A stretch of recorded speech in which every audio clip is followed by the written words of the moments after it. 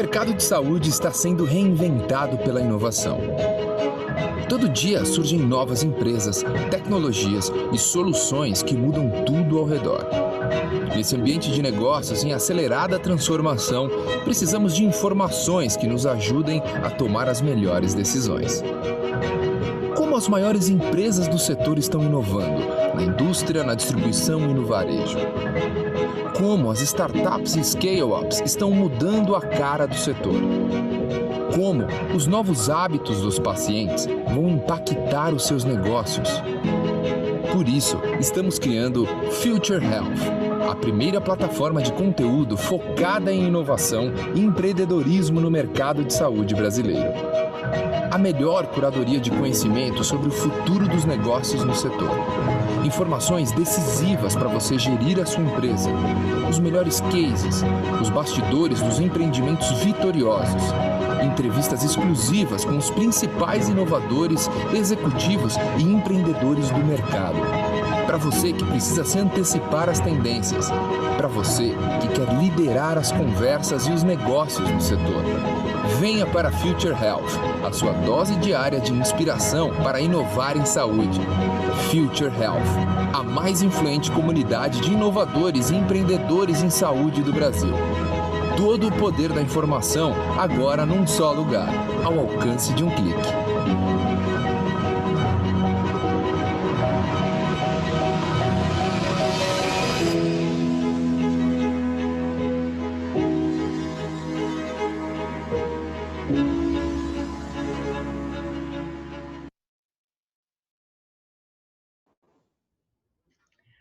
Olá, boa tarde. Sejam todos muito bem-vindos ao lançamento da plataforma Future Health. Eu sou Cláudia de Castro Lima, editora do Future Health, e eu convido vocês hoje para conversarmos sobre as tendências que estão revolucionando o setor de saúde no Brasil.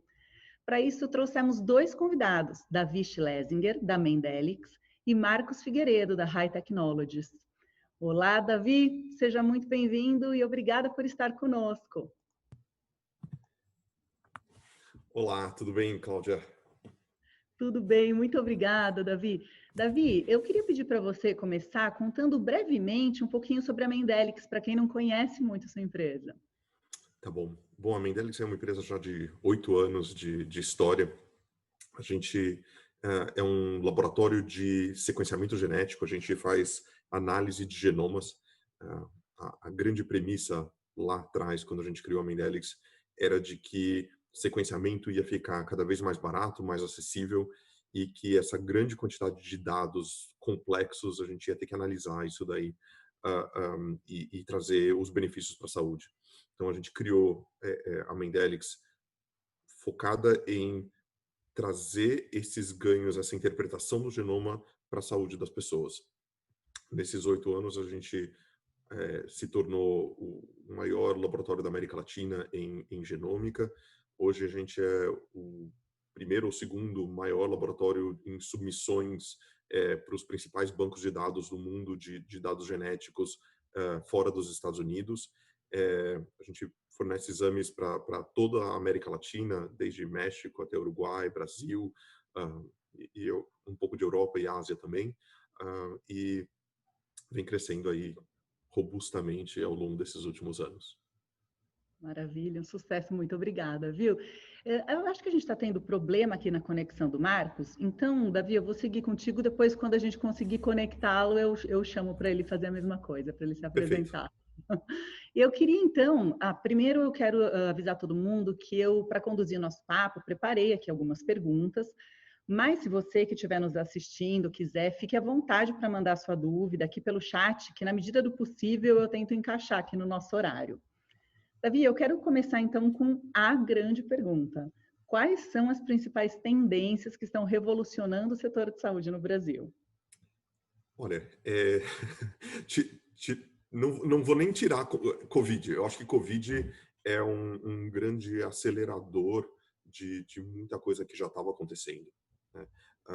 Eu acho que toda essa digitalização da saúde acelerou nesses últimos 6 meses, o que talvez nos últimos 20 anos não tinha acelerado. Então, essa é a principal essa é a principal mudança palpável, né?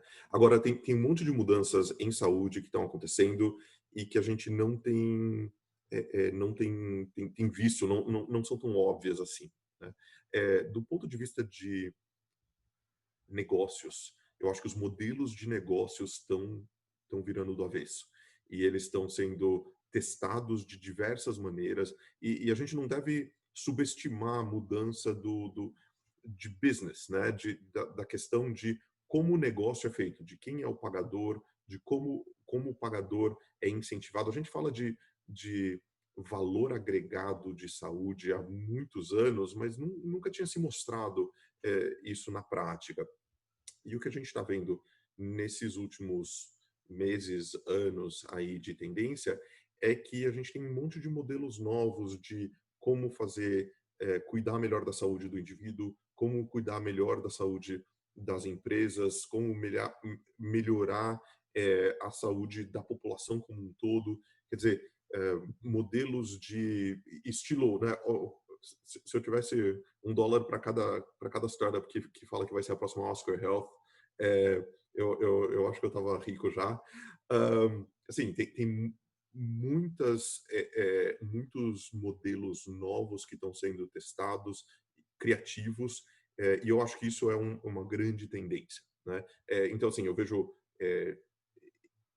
esse approach do indivíduo e rever como que é feito um plano de saúde. Agora, mesmo dentro dos planos de saúde, dos seguros de saúde, a gente tem visto uma mudança importante, né, a Pvida, a Intermédica, essas verticalizadas estão mudando um pouco como que se trata a medicina, né, como se faz medicina e saúde no Brasil, mas isso está acontecendo no mundo inteiro, em diferentes graus. E daí, se eu for para o outro extremo, né, em termos de tecnologia, não só tecnologia digital, tecnologia computacional, que está mudando muito, inteligência artificial, eu acho que é uma grande ferramenta que a gente tem adquirido para fazer muitas coisas que antes a gente tinha um trabalho muito burocrático, muito moroso, e que agora a gente tem ferramentas que podem acelerar. Elas não resolvem 100%, mas se você resolve 90% do trabalho chato, você deixa muito mais espaço para fazer coisas interessantes. Então, inteligência artificial certamente é uma dessas coisas. Mas no outro lado, no lado de bio, também a gente está vendo uma revolução inacreditável. Por exemplo, em biotecnologia, em tudo que a gente pode modificar de genética, as ferramentas moleculares que a gente adquiriu no mundo nos últimos anos, vide o prêmio Nobel que saiu esse ano para Jennifer Doudna e para Emmanuel Charpentier, que descobriram CRISPR-Cas, né, o sistema que é a mais nova ferramenta para modificar DNA de uma maneira super precisa. Ainda não é 100% precisa, mas muito mais precisa e muito mais fácil do que a gente tinha antigamente. E a gente vai enxergar em menos de 10 anos os primeiros tratamentos de doenças raras e de cânceres baseados nessa nova tecnologia. Eu acho que, assim, muita coisa acontecendo, tanto no lado da ciência, quanto no lado de negócios, quanto no lado de computação. É uma boa hora de estar envolvido com negócios de saúde. Exatamente, que bom que está assim. E a gente conseguiu conexão com o Marcos agora. Eu queria, olá, Marcos, quero dar as boas-vindas a você e pedir para você agradecer, claro, por você estar aqui conosco e pedir também para você contar um pouquinho sobre a High Technologies para a gente, para começar. Legal, Cláudia. Primeiro, um prazer estar participando. Desculpa aí o demorinho um pouquinho. Hoje a internet e a conectividade me falharam um pouquinho. O High Lab, a nossa ideia é bastante simples, mas acaba ficando tecnologicamente complicado. A gente é uma health tech que mistura o desenvolvimento de hardware, né, internet das coisas, com inteligência artificial e com diagnósticos. Então, de certa forma, a gente desenvolveu um equipamento super pequeno, super portátil, que permite que você faça vários tipos de exames de sangue pela internet. Então, a gente é um laboratório de análises clínicas através da internet, né? Então, começou com uma ideia para fazer exames simples, como gravidez, HIV, dengue, isso foi se espalhando, a gente começou a fazer vários tipos de exame, inclusive o Covid-19. A gente está agora numa fase, numa fronteira, que a gente está começando já a fazer alguns exames, até alguns exames moleculares, né, com a tecnologia. Então, tem aumentado bastante a ideia, mas a ideia é sempre essa, um equipamento super pequeno que te permite fazer exames de sangue, né, em qualquer lugar através da internet. Você só precisa de uma conexão de internet para operar. Maravilha, muito obrigada pela apresentação. E você acha que ouviu, né, a resposta aqui do Davi, que eu tinha perguntado sim. sobre quais são as principais tendências. Você tem alguma outra tendência importante que você acha, que você gostaria de destacar em Health Tech? Sim, eu concordo com ele. Na verdade, assim, a inteligência artificial é uma coisa que eu gosto sempre de reforçar, porque é o que está mudando, né? É uma coisa antiga. Eu sempre brinco, na verdade, assim, muitas das coisas que estão acontecendo em saúde hoje são coisas antigas, na verdade, são coisas que estão lá atrás. Então, a inteligência artificial é uma coisa que é até engraçado, porque foi uma das primeiras aplicações de inteligência artificial, né, na academia, foi na área de saúde. Só que a saúde demorou bastante para abraçar isso, só que a gente está vivendo agora isso, a gente está vivendo cada vez mais sistemas aí usando inteligência artificial, usando o suporte à decisão médica, tem sido incrível. Isso vai, eu acho que, aumentar cada vez mais, não no sentido de substituir o médico ou o profissional de saúde, mas no sentido de aumentar o alcance dele, né? No sentido de você poder analisar, observar coisas que, de repente, um humano sozinho não observaria. Então, o humano, com esse enhancement, né, da inteligência artificial, ele fica muito interessante. Eu também gostaria de comentar sobre os testes diagnósticos em geral, né? O Covid, a gente viu isso aí virando uma coisa super incrível. Então, várias empresas, a High Lab é uma delas, mas várias empresas no mundo que estavam aí que estavam desenvolvendo coisas interessantes de diagnóstico. A gente viu o Covid basicamente jogar um monte de coisa no mercado. Então, nos Estados Unidos, surgiram várias empresas que já estavam desenvolvendo coisas há 5, 10 anos. A gente viu uma enxurrada de novos diagnósticos. Isso é uma coisa sensacional, porque abre um novo campo, né? Então, diagnóstico sempre foi um desafio da saúde. Então, isso é super importante. E a telemedicina, que é uma coisa antiga, eu sempre acho até meio triste a gente no Brasil estar discutindo telemedicina hoje. Telemedicina, a primeira aplicação de telemedicina do mundo foi nos anos 60, para ter uma ideia. Então, assim, é meio triste a gente estar falando isso, mas é super interessante a gente ver o Brasil agora finalmente entrou nisso, de uma forma, abraçou a telemedicina de uma forma grande. Então, a gente vê até onde isso vai dar, porque também vai abrir vários e vários campos novos. E vai ser uma mistura disso, na verdade, né? A grande verdade, o que a gente vai ver nos próximos anos, eu imagino, eu gosto de pensar isso, que vai ser muito uma mistura da computação com a saúde, né? Então, esse mix desse profissional vai ficar cada vez mais claro. Isso é uma coisa que a gente já observava em várias áreas da economia, do mercado, e a saúde sempre demorou um pouquinho mais, né, para abraçar isso, e a gente está vendo isso cada vez mais claro. O quanto a computação, o quanto essa mistura vai tornar, digamos assim, mais eficiente as relações de saúde. Eu acho que vai ser super interessante, porque no final a gente vive ainda no Brasil. O Brasil é um país muito desigual quando a gente fala de saúde, e não por falta de dinheiro, mas muito por distribuição de investimentos e tudo mais. Vai ser bem interessante ver como essas três tecnologias, né, como, na verdade, esse mix de saúde, o health tech de verdade, a palavra descreve bem isso, o que ela vai causar aí nos próximos anos. Então, estou super otimista em relação a isso. Bacana, até por tudo isso que vocês falaram, também por tudo isso, está claro que o setor de health tech é um dos mais promissores, né, do país. Mas, Marcos, vou continuar contigo. Quais você acha que são os fatores que podem atrapalhar o desenvolvimento dele aqui? Eu acho que, assim, a gente tem um problema que, de certa forma, a pandemia tem ajudado, tem sido um efeito benéfico da pandemia, né? A saúde, ela sempre foi muito conservadora em relação a aderir à inovação, né? Então, e isso faz sentido, é óbvio, né? A gente está lidando com a vida das pessoas, então é sempre importante. A segurança do paciente é um fator que a gente não pode nunca ignorar, mas a segurança do paciente muitas vezes acabou virando um argumento para segurar a inovação demais, né? Então, o que eu quero dizer assim, algumas tecnologias, eu dei alguns exemplos agora há pouco, a própria telemedicina, tecnologias que poderiam ter sido adotadas numa discussão de talvez de 5 anos, viraram discussões de 20 anos.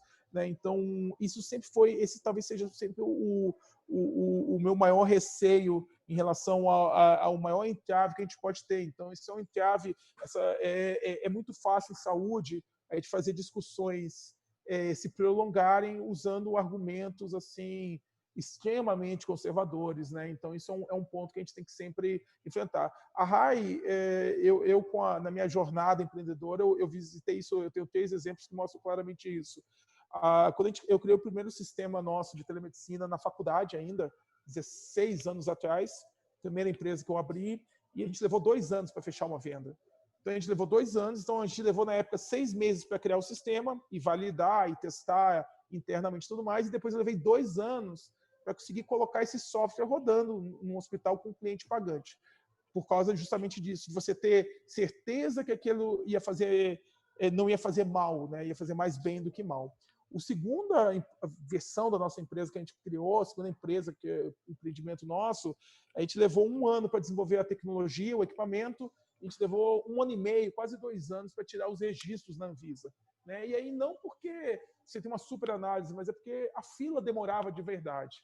E agora com o HiLab foi uma coisa parecida. A gente levou um certo tempo para desenvolver a tecnologia e a gente teve que mover aí uns 2 anos de embates jurídicos para a gente poder rodar os exames em farmácias. Uma coisa super simples, que até agora no final foi tudo liberado, mas antes não teve. Então, assim, essa barreira, ela talvez seja o maior risco que a gente tem. A gente tem que encontrar um balanço, né, assim, entre tomar todos os cuidados, né, porque também não dá para ser aquela ideia do MVP, né, que existe em tecnologia, de você só fazer um pouquinho e sair rodando. Saúde, obviamente, não dá para fazer desse jeito, né, você tem que ter, a gente está cuidando da vida das pessoas, mas a gente também não pode fazer o inverso, a gente não pode ficar 20 anos discutindo. Tem um equilíbrio, eu acho que encontrar esse equilíbrio, na pandemia a gente conseguiu encontrar de certa forma, a gente liberou várias tecnologias, mas a gente tem que encontrar isso depois para a gente poder fazer isso ser uma conquista, né, do setor, e aí com certeza a gente vai ver, vai ser super vibrante esse ponto.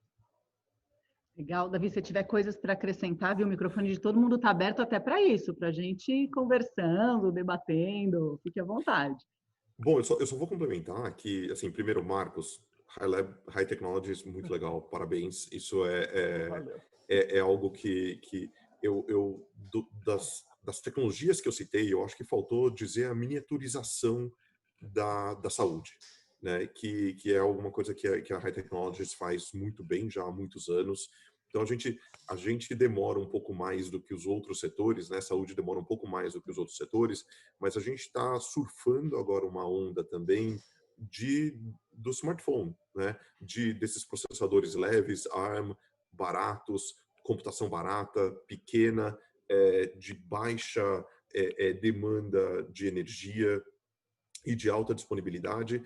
E esse tipo de point of care, como a High Technologies faz, é também uma grande parte da revolução que a gente vai ter nos próximos anos. Poder testar isso daí à distância, não só testar, todos os sensores, né? Pensar quanto que um Apple Watch hoje tem, quantos sensores diferentes um Apple Watch tem, isso é impressionante. Então, uma boa parte da saúde, que era a detecção de novos de sintomas e de outras coisas, a gente agora tem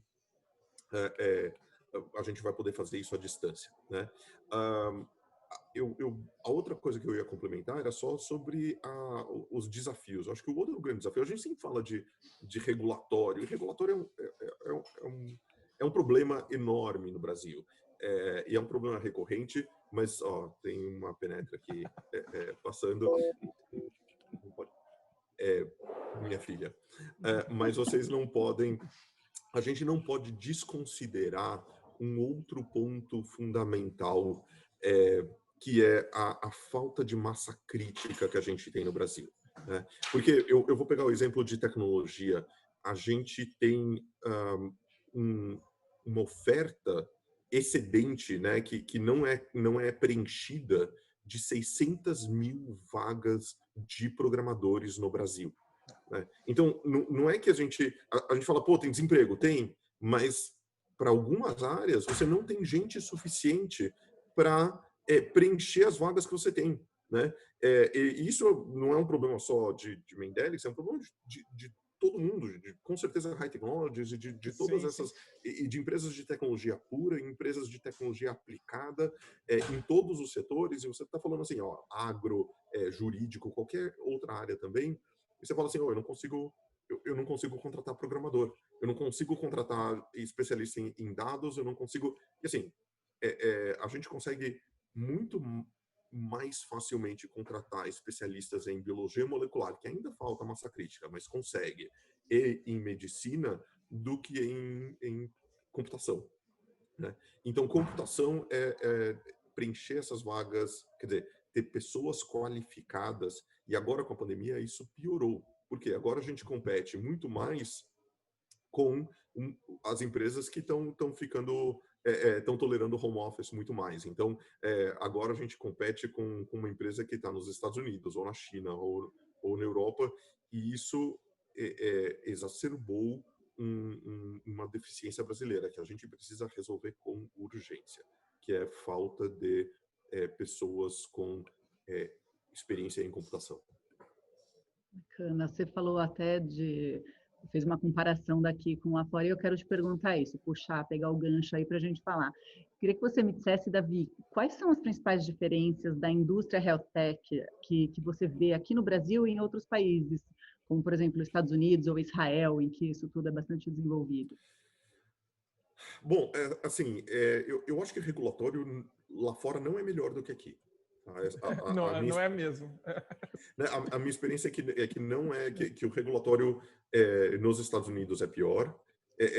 Assim, a gente acha ruim aqui, mas é pior lá. O regulatório na Europa é uma catástrofe, especialmente em assim, países como a França, por exemplo, você tem que pular, assim, são inúmeras etapas a mais que você.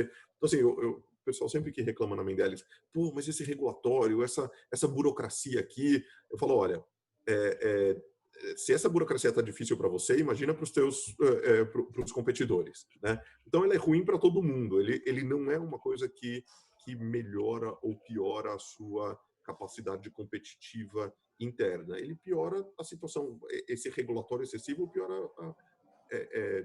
os benefícios, né? Diminui os benefícios para todo mundo, mas ele não desequilibra o jogo em nenhuma situação.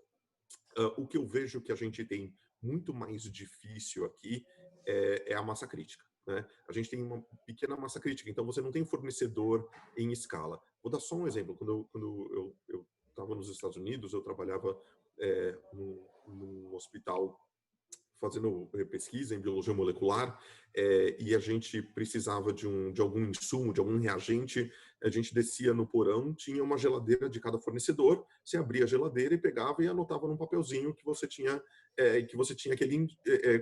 comprado aquele insumo, né? Aqui a gente tem que fazer um pedido, pede para a agência de fomento, ela demora 6 meses para te responder, e daí demora mais 6 meses para chegar, né? Então, a gente está jogando sempre 1 ano atrás de qualquer coisa que aconteceu, em termos físicos. E eu não acho que isso melhorou na pandemia, eu acho que isso também piorou na pandemia. Esses fluxos de compras e de importação, etc., ficaram mais difíceis. Talvez a gente está vendo um certo movimento de nacionalizar algumas dessas coisas, mas isso é um movimento que demora décadas, não é uma coisa que vai acontecer rápido. Até eu queria complementar o Davi. Eu vi você balançando a cabeça e eu ia falar isso. Porque... vai falar alguma coisa. Não, a questão da massa crítica é um problema gravíssimo, assim, quando a gente está trabalhando com hard science no Brasil, né? Então, até porque você vai precisar, às vezes, comprar uma proteína, uma enzima, um antígeno, qualquer coisa para desenvolver um teste novo. Você não tem no Brasil um ecossistema bem desenvolvido para fornecer tudo isso. E quando você tem que importar, você tem todo o processo de negociar né, trazer isso fora do Brasil, mas você tem toda a burocracia de trazer, né? Então, a gente mesmo aqui na Heim, novos testes, a gente tem enfrentado esse problema regularmente, de serem travados no aeroporto por questões regulatórias das mais malucas assim que vão surgindo. Então, quando a boa parte do nosso time estudou fora, em vários lugares você consegue ir lá fazer, né, visitar o teu fornecedor para fazer. Aqui a gente sempre acaba tendo essa dificuldade. Essa massa crítica, ela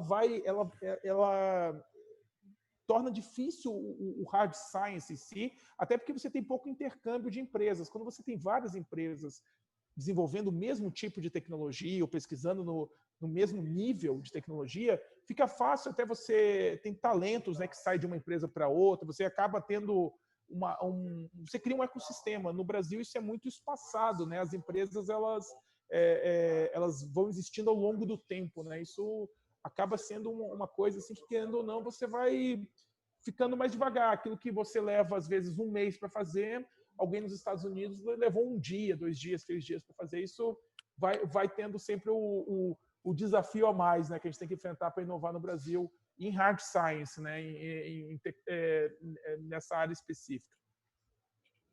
Marcos, eu queria continuar contigo até para pegar uma coisa que você falou numa outra resposta lá do setor de saúde, ter um aspecto meio conservador. O mercado de saúde é visto, né, como um setor tradicional, mas ao mesmo tempo é uma das indústrias que mais tem sido impactadas pela inovação, pelo empreendedorismo. Como é que você explica, como é que a gente pode entender esse paradoxo? Eu acho que assim, é um pouco maluco, né? Porque a gente está vivendo o momento do health tech, né? Então, eu vi agora o pessoal falando, era o health tech is the new black, né? Então a ideia todo mundo quer fazer e tudo mais, e é natural, até porque é uma coisa que eu sempre brinco, a saúde é uma necessidade humana, né? Digamos, é o que une todas as pessoas, né? Todo mundo quer ter uma boa saúde, que todo mundo quer viver bem, né? Então vem aí as expressões, dinheiro não compra saúde, assim por diante. Então todo mundo quer ter saúde, então é natural que no mundo que a gente vive hoje, que é um mundo onde as pessoas buscam propósito, né? Então todo mundo quando está todo mundo quer hoje trabalhar numa coisa que tenha propósito, é natural todo mundo ir buscar em saúde, porque saúde acaba puxando isso. Só que é um paradoxo realmente, porque você tem várias health techs surgindo, mas você tem poucas health techs que conseguem realmente atingir a maturidade no mercado. Isso é natural. Você vê no Brasil, eu estou atuando em inovação, empreendendo em saúde já desde 2004, então eu vi várias fases. E se você pegar da geração, dessa primeira geração que estava lá em 2004 atuando, sobraram poucas empresas, né? Sobraram a High, a nossa, nem a High nova, porque o High Level já é uma coisa nova, mas que estavam indo no mercado a gente, o pessoal da Magnamed, 2, 3, 4, 5 empresas que conseguiram superar todas as barreiras, porque daí não é só...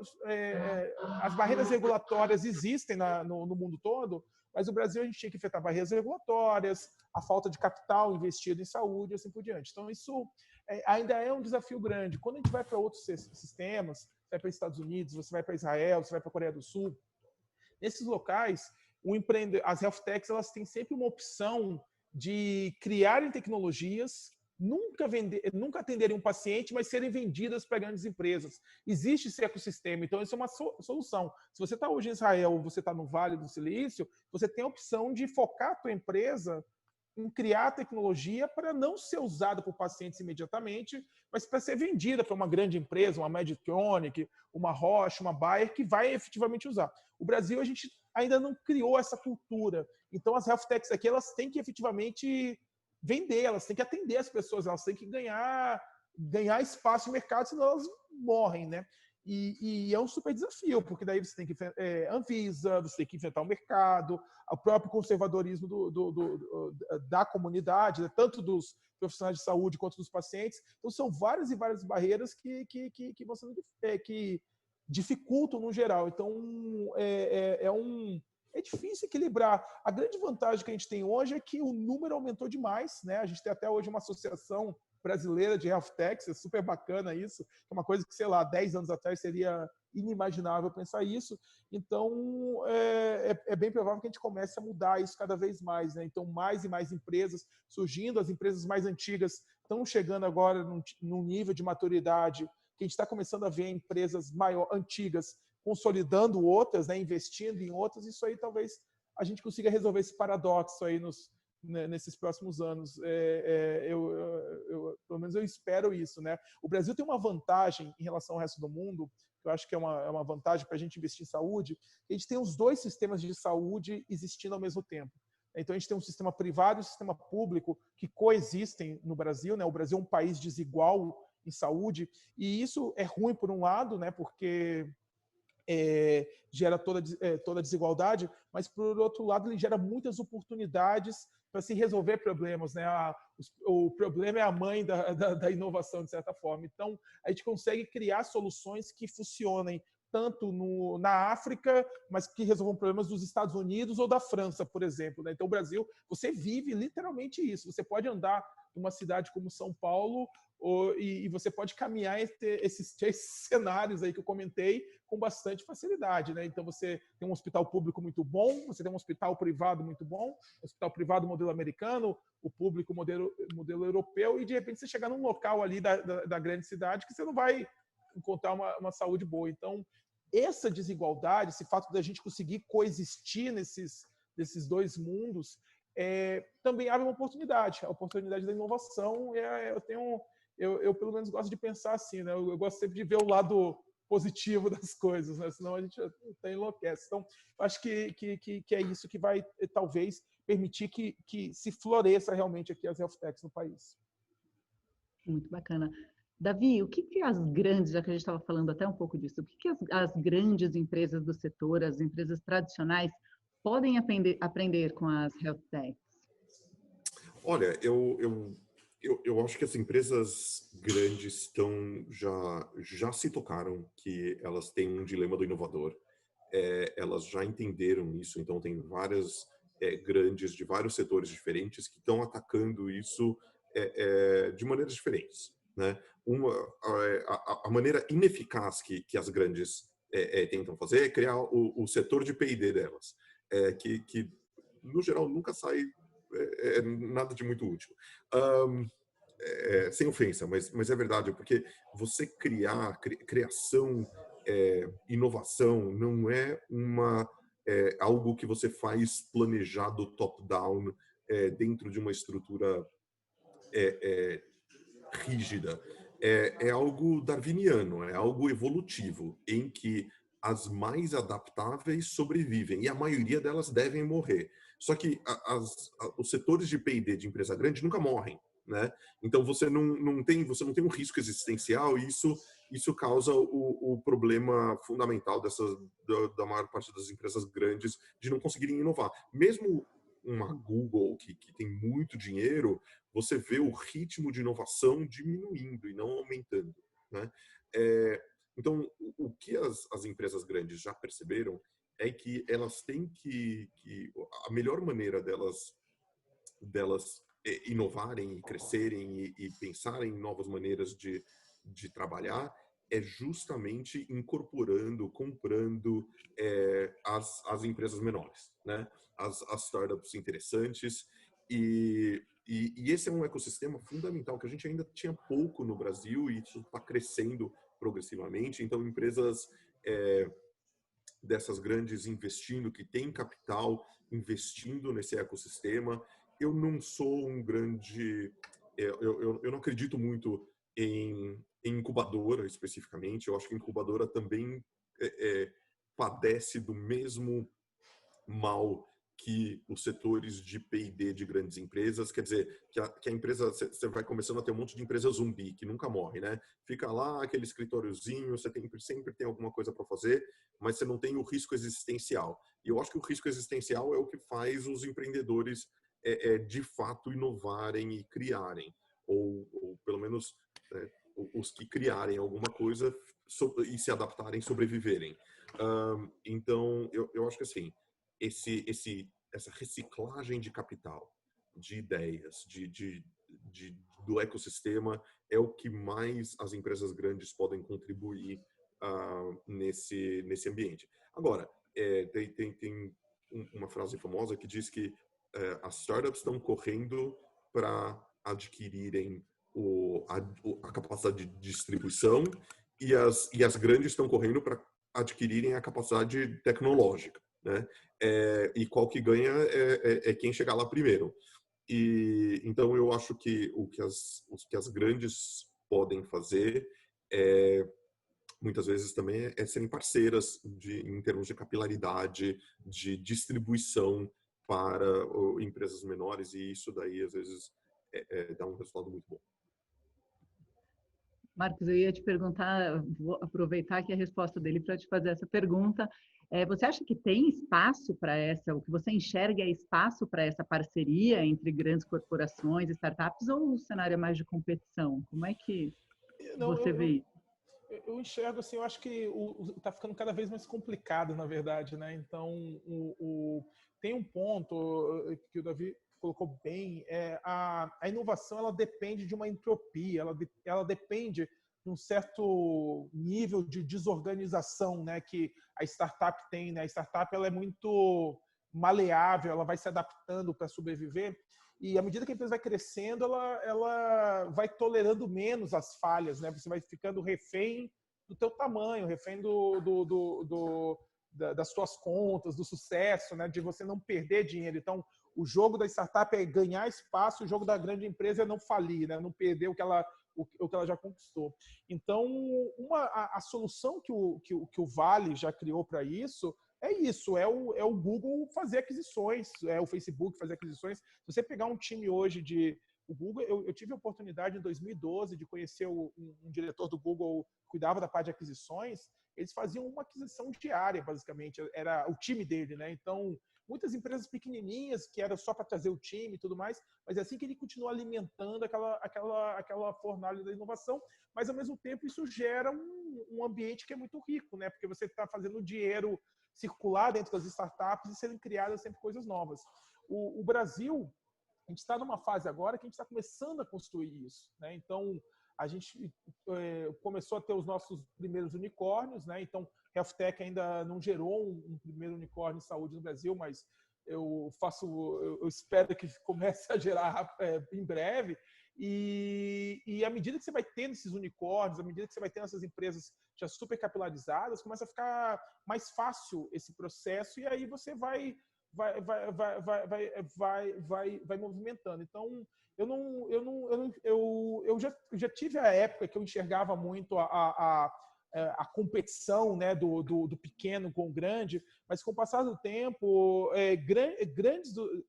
as maiorias dos grandes negócios que a gente fez aqui na AI foram em parcerias com multinacionais, né? Então, no caso mesmo do nosso oxímetro de pulso, que foi o segundo produto que eu e o Sérgio criamos, o grande sucesso nosso foi quando a gente fechou um contrato grande com uma das maiores empresas do mundo na área, né, para levar isso para vários lugares. Então, eu acho que existe esse espaço para você fazer as duas coisas. É um processo natural, né? Você tem que criar esse ciclo. Eu gostei muito da ideia do darwiniana ali do Davi, nunca tinha pensado desse jeito, mas é um pouco disso mesmo. Você precisa que, assim, você tem que ter massa crítica, você tem que colocar muitas empresas lá, para algumas vingarem e elas irem movimentando, isso aí vai... E a gente tem sempre que pensar isso. Mesmo as startups que falham, né, no sentido de não conseguirem chegar lá na ponta, elas não falham de verdade, porque o empreendedorismo é muito sobre a jornada, né? Então, não é só sobre você chegar em algum lugar. Então, o simples ato de alguém criar uma startup, juntar um grupo de pessoas e tentar criar uma tecnologia, mesmo que isso não dê em nada, assim, no sentido financeiro, de sucesso, isso gerou ali um grupo de pessoas que vai alimentar o nosso ecossistema e criar novas coisas. Então, no final do dia, é assim que a gente vai criando, né, vai inovando e vai criando tudo, criando um futuro, vamos dizer assim. Bacana. Olha, tem um monte de perguntas chegando aqui no chat. Por causa do tempo, eu vou pegar uma aqui só, porque para a gente não avançar muito aqui no nosso tempo. É o Carlos Papini que pergunta, quer ver? Estamos vendo no Brasil o início da telemedicina muito pautada na teletriagem, com enfoque na atenção primária. As consultas eletivas ainda possuem um volume baixo e a visão de jornada integrada online e offline praticamente inexiste. Além do desafio da tecnologia, como acelerar a mudança de cultura junto à classe médica e aos pacientes? Qual dos dois pode me responder?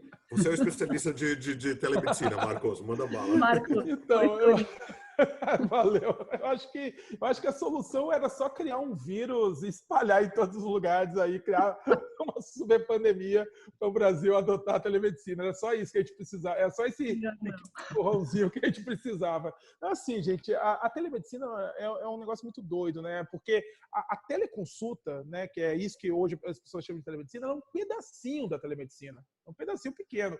A telemedicina, a primeira aplicação dos anos 60 foi criada, o termo foi criado por causa dos astronautas, né? Quando começou a corrida espacial, os primeiros sistemas de monitorização de pacientes, que são usados hoje em UTI, eles foram criados para monitorar os astronautas. E aí você acabou criando telemedicina assim. Então, assim, veja, é um negócio antigo.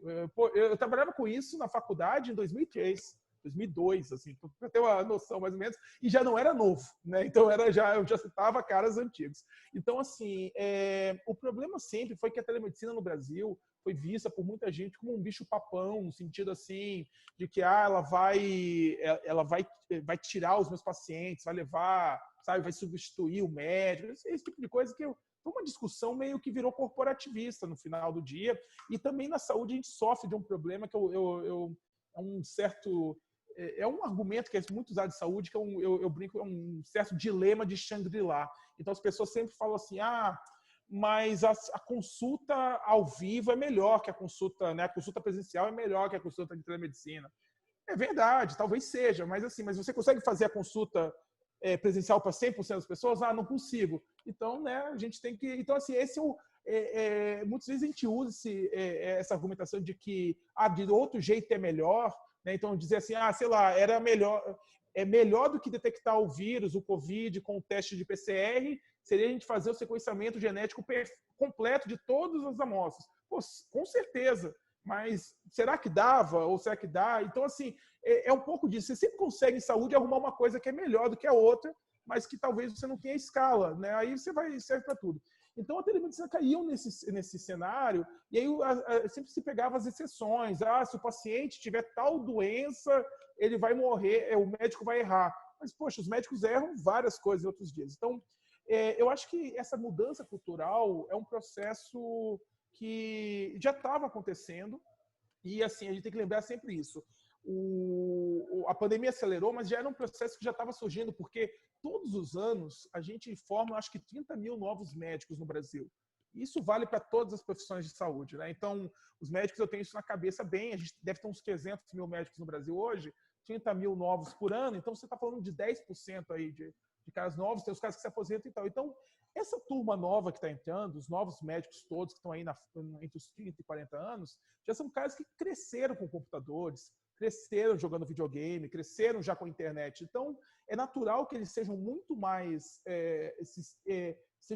confortáveis do que a média que a gente tinha 20 anos atrás. Então, acho que é um processo natural. A gente não precisa fazer grandes coisas. As classes elas estão se renovando, as gerações estão se renovando e essa ideia... É só ver aqui, a gente está tendo uma conversa pela internet, com um monte de gente vendo. Então, assim, isso há 20 anos atrás era uma coisa que o Star Trek colocava lá na série, né, de uma forma meio que era uma ideia, e está acontecendo. Então, eu acho que é a naturalidade. A pandemia acelerou, sem dúvida, porque a pandemia tirou a argumentação de muita gente que discutia isso e colocou. E como a gente está vendo aí que as teleconsultas não mataram ninguém, né, as pessoas estão, muito pelo contrário, estão ajudando a salvar vidas, eu acho que a gente superou já isso. Os profissionais vão adotar, porque quem não adotar isso, quem tentar frear agora a tecnologia vai acabar ficando para trás. Isso acontece, isso é natural. Então, a gente já está nesse processo, né? O Davi falou bem aí que tem das várias startups tentando copiar a Oscar Health, né, que tem surgido no Brasil, mas os próprios planos estão tentando fazer isso também, estão tendo que se reinventar, né? Então, esse é o processo. Não tem mais como passar. É só agora eu acho que o pior já passou. é triste a gente pensar que teve que ter uma pandemia para passar isso, né? Eu sempre penso assim, poxa, se a gente tivesse tido essa discussão 10 anos atrás, tivesse resolvido isso, talvez agora, eu sempre penso, a discussão que devia estar tendo agora é sobre inteligência artificial em saúde. Assim, sabe, até onde a gente vai, né? E não sobre telemedicina.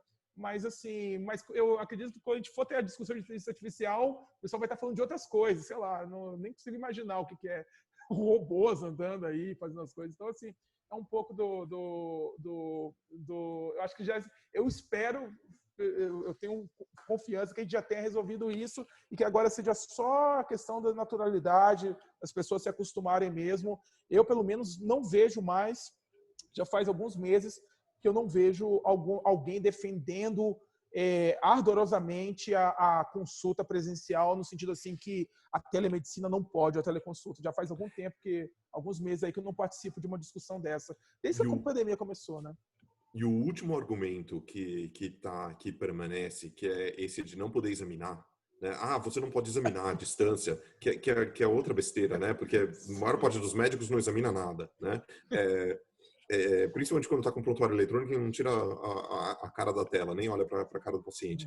Mas é que os sensores, cada vez mais, e a testagem à distância, como que vocês fazem, mas vai permitir que o médico tenha muito mais informação antes da primeira vez que ele precise fisicamente pegar. Agora, tem um valor pegar na mão do paciente, o toque humano tem um valor importante.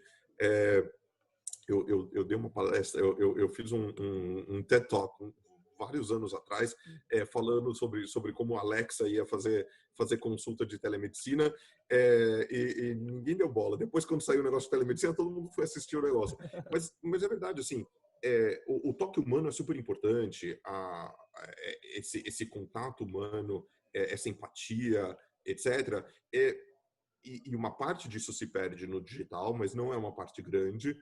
Entretanto, tem um monte de... Assim, você deslocar a pessoa... Pensa um idoso que está em casa, deslocar ele até o consultório para fazer uma consulta de 30 minutos, 60 minutos, um negócio que é um contrassenso, né? Tem um estudo americano que mostrou que os pacientes que optavam por telemedicina aumentou drasticamente quando eles aumentaram o preço do estacionamento, né? Então, assim, você tem que mudar o comportamento vai mudar ao longo dos anos. Então, a gente pode dar um empurrãozinho nessa direção, isso vai ser muito bom para todo mundo. O plano de saúde vai ficar mais barato, as disparidades de custo de consulta médica vão ficar mais baratas, porque no momento em que você pode ir num médico que está aqui em São Paulo, eu estou aqui em São Paulo, ou num médico que está em Minas Gerais, ou que está no Nordeste ou no Sul do Brasil, aquela coisa de conselho regional de medicina, por que tem que ter né, o médico tem que ser daquele estado? Que linha? Quem que determinou que tem uma linha que o médico não pode pular de um lado para o outro? Ele é médico igual, né? Então, que a gente tenha médicos brasileiros e que o Brasil inteiro possa atender, isso vai melhorar a disparidade, porque o paciente aqui de São Paulo vai ter acesso possivelmente a médicos que têm um custo de vida mais baixo fora de São Paulo, e ao mesmo tempo, em capitais onde a gente tem uma hiperconcentração de super especialistas, o paciente do Acre vai ter acesso ao super especialista em São Paulo, em Curitiba, ou onde quer que seja. Então, assim, isso é democratizante, isso é ótimo. Eu só acho que a gente... esse componente dessa revolução de saúde digital, essa parte de aplicativos mais simples, onde não tem, assim, não é uma inteligência médica que a gente está adicionando, ou uma inteligência, algo de deep tech, como eu gosto de falar, né? Como o que a RAI faz, ou como o que todas essas empresas de medical devices fazem, ou que a Mendelix faz em biotecnologia.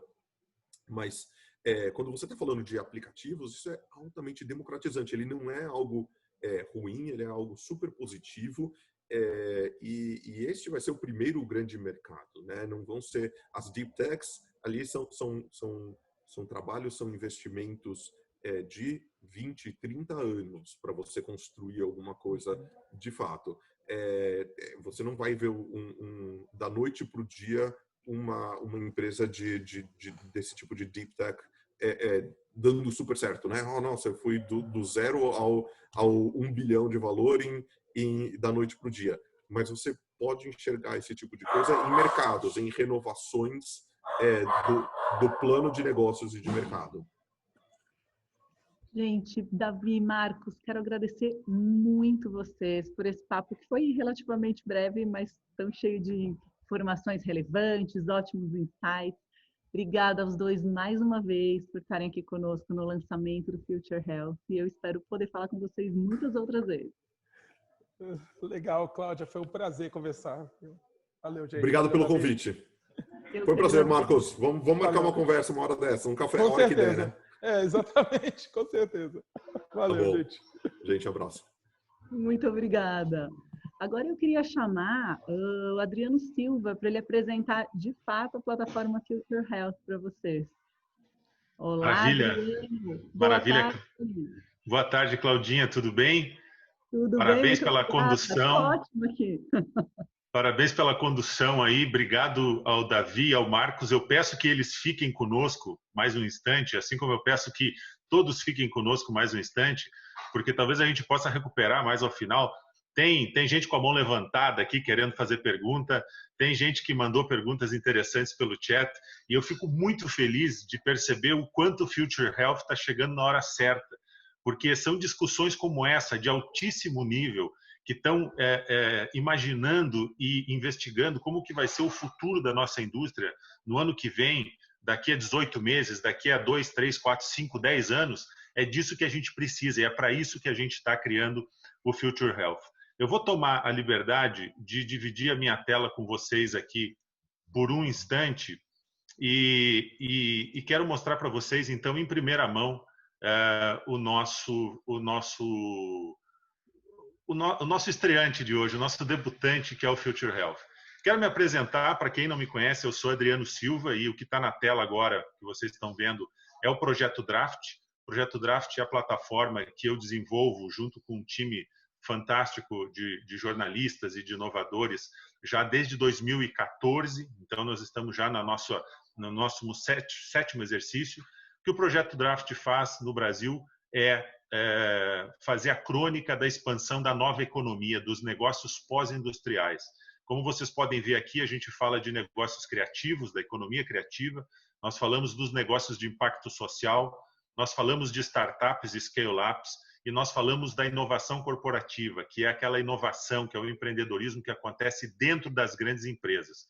Numa rápida passagem aqui pelo que está na nossa home agora, vocês podem ver que casualmente a gente tem aqui uma história do Grupo DASA, como é que está sendo a transformação, essa é a nossa matéria de hoje no Projeto Draft, como é que está sendo a transformação digital do Grupo DASA, que é dono de vários laboratórios, entre eles o Delboni Ariemo, o Lavoisier, e qual é o impacto, como é que eles reagiram à crise do Covid, gerando uma série de inovações, inclusive a pesquisa de uma vacina, certo?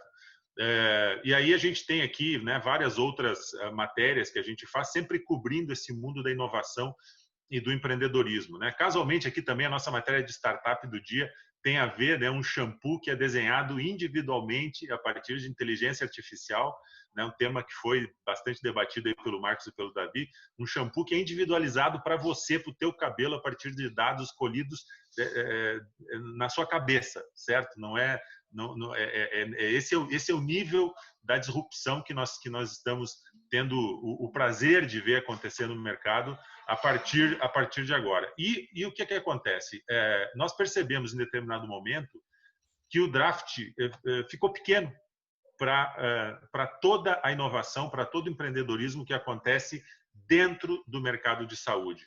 Então, por isso, nós estamos desenvolvendo, né, estamos lançando hoje o Future Health, que para quem conhece o draft, né, se a gente tomar o draft como parâmetro, o Future Health é um draft voltado exclusivamente para cobrir os movimentos da inovação, do empreendedorismo, das novas tecnologias, dos novos negócios dentro da indústria de saúde brasileira. nós vamos cobrir esta cena na inovação em produtos, ou seja, tudo aquilo que vai para a prateleira, né? Na molécula, no medicamento, na droga, né? Toda a inovação que está acontecendo dentro do laboratório. Nós vamos cobrir a inovação em negócios, então a inovação que acontece na indústria, propriamente dita, nas grandes farma, nos negócios que são desenvolvidos pelos distribuidores, nos negócios na ponta do varejo. Como que novos meios de pagamento, como que a digitalização dos processos está impactando a nossa indústria por esse aspecto. Um terceiro vetor editorial da plataforma Future Health são as novas tecnologias, as startups, as scale-ups, que estão trazendo novas soluções para o mercado. Então, aí nós temos as Health Tech. Nós temos também os Medical Devices, que é um item muito importante de a gente seguir, né? Quais são, em termos de equipamento, quais são as novidades do mercado. E, por fim, nós temos ali a inovação, a disrupção em serviços, ou seja, os serviços ao paciente, né? Planos de saúde, laboratórios, todo esse microsetor aí, né? Quer dizer, no sentido de ser um subsetor do setor de saúde, que também está sendo muito impactado, muito renovado, reinventado, revolucionado pela inovação e pelo empreendedorismo. E para encerrar, nossa sexta categoria editorial são tendências, que daí é uma área, digamos assim, um pouco mais coringa, onde a gente vai pensar ideias sobre o futuro, sobre o que vem por aí, sobre os trend topics da nossa indústria. O Future Health já está disponível, eu quero convidá-los, né, hoje em primeiríssima mão, a vocês navegarem pelo Future Health, ainda com uma quantidade de conteúdos feitos para a estreia, né? A partir de agora é todo dia, mas você já tem lá uma quantidade boa de conteúdos. Então, o endereço vocês veem aqui em cima, acho que todos conseguem ver, né? É futurehealth.cc, futurehealth tudo junto.cc. E aqui eu vou colocar rapidamente, para não tomar tempo, para a gente poder voltar um pouco para o nosso evento aí, colocar rapidamente um look and feel aqui dos conteúdos que já estão na home do Future Health. Aqui nós temos uma matéria sobre tendências que fala do mercado de senior care, então estamos falando aí da economia prateada, né, que é o mercado 60+, que vai certamente impactar muito a nossa indústria. Aqui nós já temos um conteúdo de sponsor, né, nós temos nossos conteúdos de sponsor já estão presentes conosco, e a Interplayers, nosso querido host de hoje à tarde, é o nosso mantenedor master, então a gente tem aqui já um conteúdo, né, de Interplayers para dividir com vocês. Aqui vocês podem ver já algum conteúdo de produto, a gente está falando do Kailina. Vocês podem ver aqui de novo um conteúdo da Interplayers, uma entrevista que a gente fez com o Arnaldo, em que a gente disseca esse reposicionamento da Interplayers, né, essa consolidação da Interplayers como o maior hub de negócios em saúde e bem-estar do Brasil. Mais abaixo nós temos aí o conteúdo de novo editorial, que é inovação em negócios, lá com o pessoal da HDI, e assim por diante, né? A matéria sobre Health Tech, sobre equipamento, sobre serviços. Então, a nossa ideia, o nosso desejo é que vocês, a partir de agora, se têm interesse em seguir o que está acontecendo de mais relevante em inovação e empreendedorismo na indústria da saúde no Brasil, vocês venham para o Future Health, acompanhem o Future Health, sigam, sugiram pautas e, sobretudo, para aqueles que estão conosco hoje, que são gestores de marca, venham também apoiar a plataforma, sejam mantenedores, assim como a Interplayers está conosco. Já estamos conversando com algumas empresas, algumas marcas na indústria, no varejo e também entre os distribuidores, porque nós temos uma entrega muito boa, muito interessante para as marcas que estiverem conosco nessa posição de serem sponsors, de serem mantenedores da nossa plataforma. Então, existe toda uma apresentação que a gente tem pronta para fazer para vocês, e os interessados podem, desde já, entrar em contato conosco por qualquer meio, né? Pode ser diretamente comigo, adriano@projetodraft.tudojunto.com, projetodraft.tudojunto.com, ou podem contatar o seu interface lá na Interplayers, ou podem nos contatar pela própria plataforma do Future Health. Nós estamos disponíveis e completamente abertos a conversar com vocês sobre a participação da sua marca, da sua empresa dentro da plataforma Future Health. Eu encerro dizendo que existem outros veículos no trade de saúde no Brasil, mas nenhum deles tem esta característica, esta pegada, este foco na inovação e no empreendedorismo que estão mudando a cara da nossa indústria. Então, se você precisa de informações relevantes, estratégicas, para tomar decisão de negócio que vai garantir a sua competitividade amanhã, é preciso ler o Future Health hoje. E com isso, então, eu me despeço nessa rápida apresentação e volto com a Claudinha para que a gente siga no nosso evento aqui, ficando desde já à disposição de vocês também. Bacana, muito obrigada, viu, Adriano, pela apresentação, pela ótima apresentação. Boa tarde.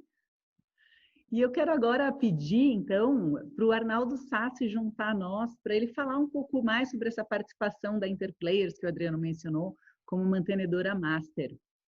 Olá, Arnaldo, boa tarde. Oi, Cláudia, tudo bem com você?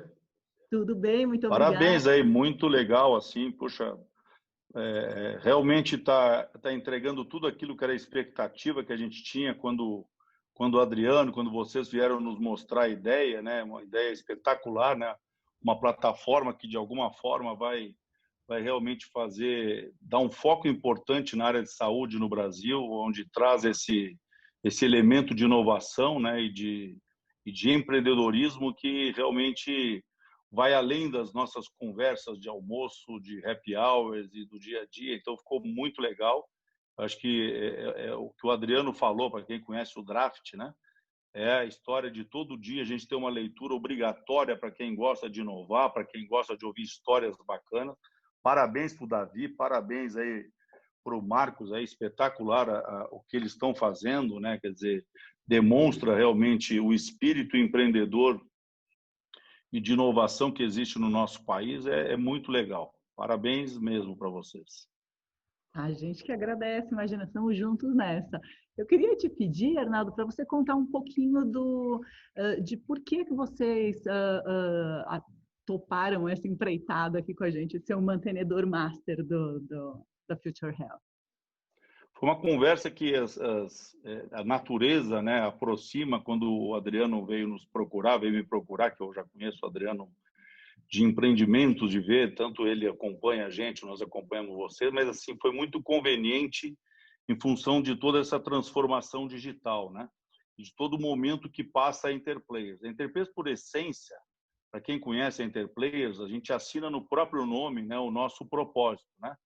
Que era soluções que a gente até assinava, né, integradas em marketing e logística. Marketing é as ideias, né? Que muita gente que está aqui hoje, a Interplayers, ela, na verdade, são modelos de negócio, né? Que tem como missão essa integração das cadeias de valor da área de saúde. A gente começou pela área farmacêutica, né? Então, de fato, é muita colaboração, várias comunidades aí de farmácias, empreendedores farmacêuticos, a indústria realmente nos trazendo. Então, fez todo sentido quando, em função da pandemia, em função do nosso posicionamento agora como hub, onde a gente traz uma capacidade de, como foi falado aí pelo Marcos bastante, a história das startups. A gente vê muita conversa, muita gente que a gente vê com soluções extraordinárias, né? Startups e outros empreendedores, executivos da indústria, com muitas ideias para evoluir a área de saúde no Brasil. E a gente se posicionou, e acho que essa plataforma, né, esse movimento que a Draft traz com o Future Health, a gente sempre procura apoiar, né, seja individualmente executivos, ideias, empresas, né, a gente procura apoiar todo tipo de iniciativa que traga algum tipo de propósito positivo aí para a área de saúde. E a gente, vamos chamar, mantenedor, a gente está apostando no crescimento e a gente convida que mais gente, assim como o Adriano fez a exposição muito bem, que mais gente venha apoiar a gente construir realmente uma comunidade de inovação e de empreendedorismo focado na área de saúde. Acho que tem muita oportunidade. Tem essas questões ditas aí sobre regulatório, sobre questões legais. Nós temos um propósito muito importante, né, que a gente usa muita tecnologia e a gente procura adequar isso para chegar em qualquer lugar do Brasil. A gente, com apoio de toda a distribuição no Brasil, com todas as redes de farmácias, né, e principalmente a indústria nos apoiando, a gente procura chegar não só em São Paulo, a gente procura chegar não só em camadas, às vezes, que estão mais próximas do nosso dia a dia, mas a gente procura interiorizar. E realmente a gente, participando disso, isso está muito próximo do nosso propósito, que é melhorar o acesso à saúde no Brasil. Hoje, para você ter uma ideia, a gente, em 98% das cidades brasileiras, a gente leva a solução, com o apoio de todos os nossos parceiros, né, de farmácias, de indústria, para realmente fazer o medicamento chegar onde ele tem que chegar. Então, tem altas tecnologias que a gente tem buscado para melhorar as nossas soluções, inteligência artificial. A gente tem grandes parcerias aí com empresas internacionais. A gente, nos últimos anos, investiu muito para poder se posicionar como hub. Mas uma coisa que é muito importante, sabe, Cláudia, que me chamou muito a atenção, é muita tecnologia, é muita saúde, é muita mudança, mas tem gente. E a gente sabe, assim, quando a gente começou lá com 2 funcionários, nós temos 600 colaboradores, que o empreendedorismo tem tecnologia, a gente usa tecnologia, mas tem muito do espírito das pessoas. Se você soubesse cada caso que a gente tem no interior do Brasil, com proprietários de farmácias, com histórias para contar, que são histórias que devem vir, várias delas, para a plataforma, para o Future Health poder mostrar o tamanho do empreendedorismo, das ideias que tem para evoluir a saúde, faz todo sentido. Está na nossa essência. Quando o Adriano veio vender a ideia, né? Não sei se é porque eu sou vendedor também, né? Sou um péssimo comprador, mas eu acho que nesse caso eu fui um bom comprador da ideia. Está muito em linha com essa questão de a gente saber que inovação tem tecnologia, mas tem gente, tem conversa. Tem um ambiente muito legal. Vai ter muita história, muita conversa, muito network. Isso inspira para quem quer mudar, para quem quer crescer. São exemplos, como a gente viu do Davi, do Marcos, que inspira nesse segmento que eles têm da área de saúde, que é um pouco diferente do nosso, né? Que é uma parte mais de trade, de chegar a quase 50 milhões de pacientes com medicamento, com apoio da indústria, mas é coisa que vai inspirando. Então, eu acho que todo mundo que a gente puder trazer para essa conversa, nesse formato mais moderno, numa plataforma digital já com toda a reputação que vocês têm com o Draft, que mostra realmente, e trazendo marcas que possam ajudar em a gente construir uma comunidade forte de empreendedores e de inovação em saúde no Brasil, vai ser muito legal. Eu estou bem empolgado, o nosso pessoal, os nossos executivos, todos estão muito empolgados com a ideia de vocês. A gente acredita muito que a gente tomou uma decisão certa em ser um mantenedor master, né, dessa iniciativa. A gente também está super empolgado. E como quem sabe faz ao vivo, eu acabei de ver aqui no chat que a gente tem umas mais perguntas. E o Adriano Silva levantou a mão, que falou aqui que queria responder uma ao vivo aqui na live. Adriano, volta aí. Não, você sabe que assim, a gente está com o tempo um pouco estourado, né? Mas a gente ainda está com 100 pessoas na sala, o que é uma honra. Eu agradeço a cada um de vocês. E como o Davi e o Marcos ainda estão conosco, aparentemente, a gente podia pensar, né? Eu vi aqui que tem algumas pessoas que pediram, inclusive, tinham levantado a mão, né? A Chiene Ritter Maia, o Ilo Souza, tem mais umas perguntas no chat, algumas são específicas para o Davi, algumas são específicas para o Marcos, talvez se quiserem fazer também para o Arnaldo ou para mim, a gente está disponível aqui. Se vocês tiverem mais alguns minutos, a gente consegue estender a nossa conversa aqui, aproveitando a presença de todos. E eu lembro de dizer que este formato, ele está presente, né? Nós vamos ter uma vez por mês um encontro desses, chama Future Health Talks, né? Além dos conteúdos que você vai ver na plataforma, em texto, em infográfico, em vídeo, existe também este encontro mensal. Sempre nós vamos trazer um grande convidado para debater um grande tema desses temas quentíssimos que estão revolucionando a indústria de saúde no Brasil.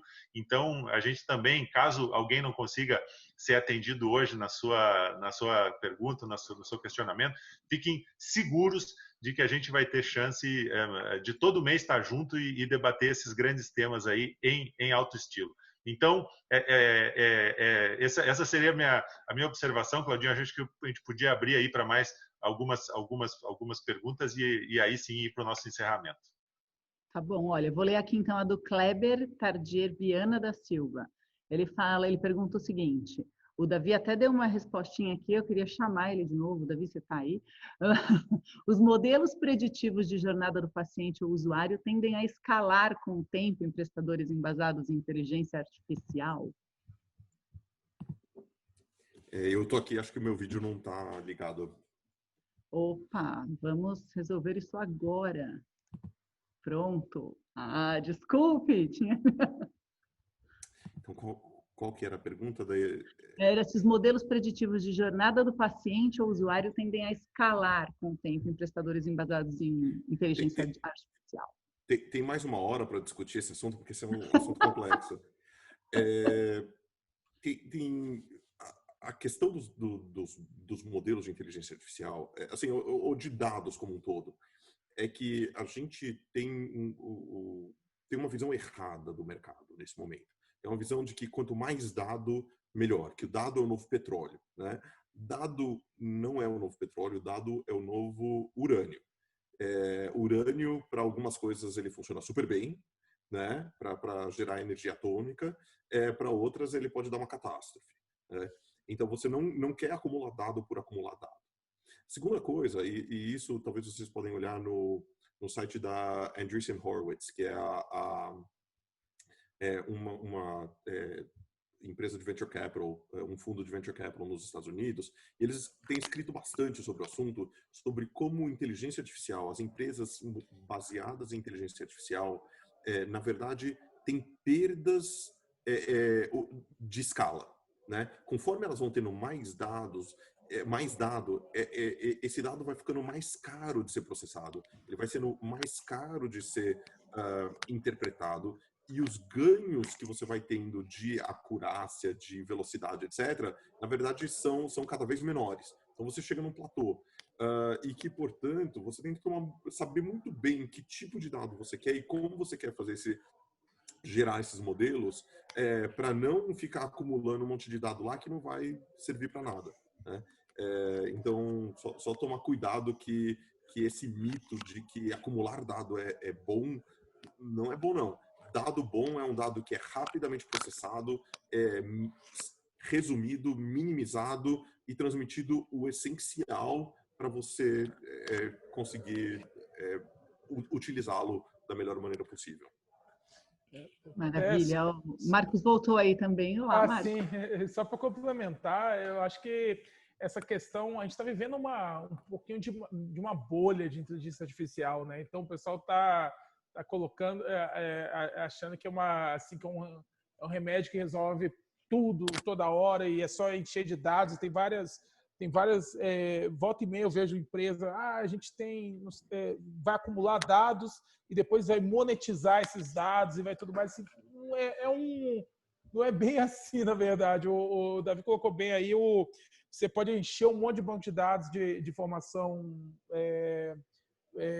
desnecessária e só atrasar os teus modelos, os teus sistemas. Então, acho que principalmente na jornada do paciente, a gente ainda está numa fase que tem coisas que em vários hospitais que a gente está tão atrasado ainda na forma de atender o paciente que às vezes a própria análise humana já resolveria boa parte das coisas, né? Então não dá para a gente enxergar a inteligência artificial como uma bala de prata que resolve tudo de uma forma automática. É uma visão um pouquinho... A gente está vivendo um pouquinho a mesma bolha que a internet viveu nos anos 90, onde tudo com a internet é bom, sabe? Então aí o pessoal saiu abrindo empresa de um monte de coisa, só esqueceram que não tinha ainda usuários na internet. Tinha um monte de empresa, um monte de dinheiro circulando, mas ainda não tinha aquele ecossistema. Então a gente está vivendo um pouquinho disso ainda, né? vai ter muita coisa acontecendo, a bolha ainda vai estourar, para daí a gente ver efetivamente os ganhos reais da IA e dos dados no geral. Maravilha, obrigada. Ó, mais uma aqui, e daí eu imagino que seja a última até por causa do nosso tempo, mas a gente já falou um pouquinho sobre isso, eu queria que vocês comentassem um pouco mais, que o Leandro pergunta se vocês acreditam que os profissionais do setor da saúde, de forma geral, estão preparados para esses projetos inovadores que estão surgindo. O Davi tinha falado um pouco que faltava algum conhecimento técnico, né, de ciência de dados, mas vocês podiam dizer um pouquinho sobre isso? E assim, e o que falta de fato? Eu vou até complementar a pergunta do Leandro aqui. O que falta de fato para o setor Health Tech desenvolver 100% no Brasil? Todo o potencial que tem, porque ideias a gente tem, empreendedores a gente tem. O que é que falta para, de fato, o negócio voar? Marcos, manda bola. Beleza, então vamos lá. Eu acho que assim, gente, a falta de programadores, que o Davi comentou até um pouquinho antes, ela existe, né? Ela é um problema do mundo, na verdade, né? De certa forma. Esses dias eu estava conversando com um amigo meu que está em Londres, diretor técnico de um banco importante, e ele estava comentando, reclamando a mesma coisa. Eu estava conversando com eles e estava pedindo para ele indicações, e ele estava comentando exatamente o mesmo problema em Londres, né? Então, assim, quer dizer, o mundo todo está precisando de programadores ou de bons programadores, vamos dizer assim, né? Isso é um fato. E o Brasil, a gente só está vivendo isso aí agora com a competição de programadores atuando em vários lugares do mundo. Eu acho que assim, a saúde, os profissionais de saúde, com o passar do tempo, eu pelo menos tenho visto começar a surgir uma geração de profissionais multidisciplinares, vamos dizer assim, né? Isso começou, na verdade, com os engenheiros, né, os engenheiros biomédicos, que começaram a entrar em saúde. Isso foi, digamos, o primeiro movimento. Então, você tinha vários aí caras de tecnologia entrando em saúde, eu mesmo dentro dessa leva, mas agora eu começo a ver cada vez mais o inverso, né? Profissionais de saúde, que a saúde é a primeira formação desses caras, e eles estão vindo para a tecnologia. Aqui na RAI já está bem comum isso, então eu já tenho vários caras que são, por exemplo, biomédicos e fizeram uma faculdade de informática, de informática biomédica ou de tecnologia em geral, depois de ter formado na biomedicina, né, que é uma profissão extremamente de saúde. Isso acontecendo em biologia também. Em biologia, a gente já tem alguns casos também de biólogos que voltaram para fazer engenharia elétrica. Não sei por que esses caras todos vão para engenharia elétrica especificamente, mas primeiro biólogos com mestrado, às vezes, em biologia, indo para engenharia elétrica. Eu acho que isso no Brasil vai começar a surgir cada vez mais. E aí a gente tem talvez um fato que a gente joga contra os Estados Unidos, por exemplo, porque nos Estados Unidos é mais fácil você fazer essa dupla formação, né? Nas universidades americanas, aquele modelo de majors, né, e minors, você consegue estudar matemática e medicina, né? Assim, você consegue fazer duas coisas que não são necessariamente a mesma coisa, uma profissão. Você consegue inventar umas formações diferentes na universidade. O Brasil, a gente ainda tem a maioria das faculdades ainda é muito fechadinha, né? Você tem que estudar medicina, você tem que estudar engenharia, você tem que estudar tal coisa. Mas aos pouquinhos eu estou começando a ver. Mas é um processo ainda que não é um processo tão simples, né? A gente tem forçado aqui isso na RAI, jogando as pessoas, tentando montar esses squads multidisciplinares, né? Mas tem começado a funcionar cada vez mais. Mas a gente ainda está longe de ser aquela super massa crítica de sei lá, que assim, todas as vezes que eu converso com empresas de biotech, health tech no Vale, lá é super comum o cara ser tipo PhD em biologia molecular e ter feito e saber programar, sabe? Assim, acontece, volta e meia, estou conversando com um cara e até mesmo os caras de investimento tem isso, né? Você está conversando com um investidor, cara de finanças, tem MBA, e de repente o cara tem um doutorado em sei lá, em genética e te faz uma pergunta super complicada lá da tua tecnologia no meio do processo. Que aqui no Brasil não é tão comum. Então, essa multidisciplinaridade está começando a surgir agora. Acho que ainda vai alguns anos até ela ficar natural, mas aí entra muito o Udemy, Coursera, tem muita gente... Está ficando muito fácil aprender a programar, né? Ciência de dados virou uma moda também, né? Eu estou cheio de gente aí que volta e meia faz um curso no Udemy e já sai fazendo, e as ferramentas estão ficando fáceis. Então, eu acho que vai ter um pouquinho disso. A gente tem que começar a misturar um pouquinho e quebrar essas profissões, né? Pelo menos até na universidade, quebrar essas ideias monolíticas de profissões, né, que as pessoas têm. Eu só vou, assim, complementar para também a gente não se alargar muito nessa história, mas o que eu acho é o seguinte: quem está querendo abrir uma empresa ou começar uma empresa nessa área, você precisa dos dois conhecimentos, né? Não adianta ter um conhecimento só de saúde. Esse conhecimento é insuficiente. Você precisa de um conhecimento de computação, de dados, para esse mundo novo. Se você não tem, você precisa de um sócio que tem esse conhecimento. Porque senão você vai cair de novo na moda, né? Vai ouvir inteligência artificial, agora eu preciso. Daí vai ouvir sobre blockchain, não, meu Deus, eu vou abrir blockchain. E daí as pessoas vão se perder como o americano diz, no shiny new thing, né? A coisinha brilhante, todo mundo fica perseguindo. E do lado da pessoa que vem de tecnologia, de computação, etc., entender saúde não é uma coisa tranquila também.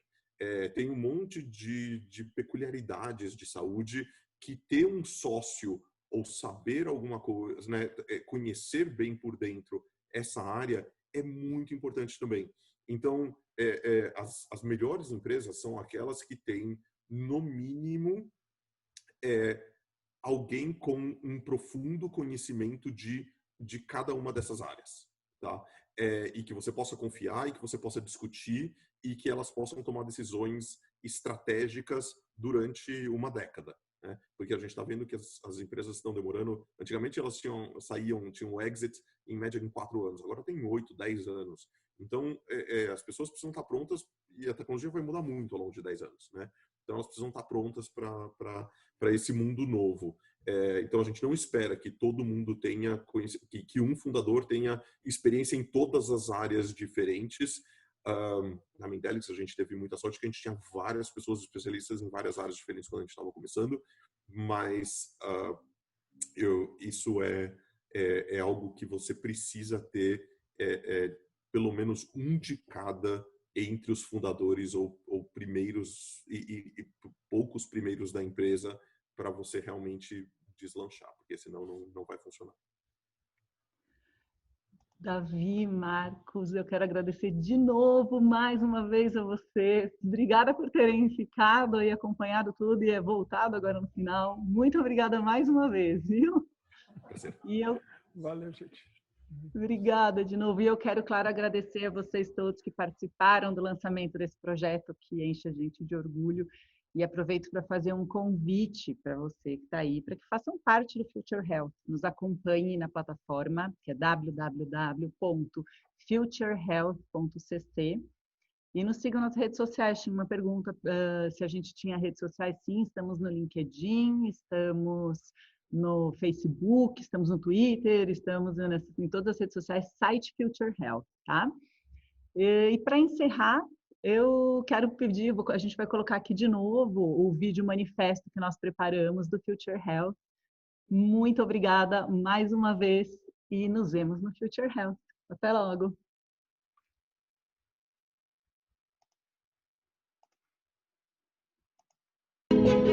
O mercado de saúde está sendo reinventado pela inovação. Todo dia surgem novas empresas, tecnologias e soluções que mudam tudo ao redor. Nesse ambiente de negócios em acelerada transformação, precisamos de informações que nos ajudem a tomar as melhores decisões. Como as maiores empresas do setor estão inovando, na indústria, na distribuição e no varejo? Como as startups e scale-ups estão mudando a cara do setor?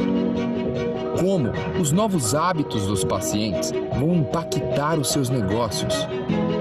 Por isso, estamos criando Future Health, a primeira plataforma de conteúdo focada em inovação e empreendedorismo no mercado de saúde brasileiro.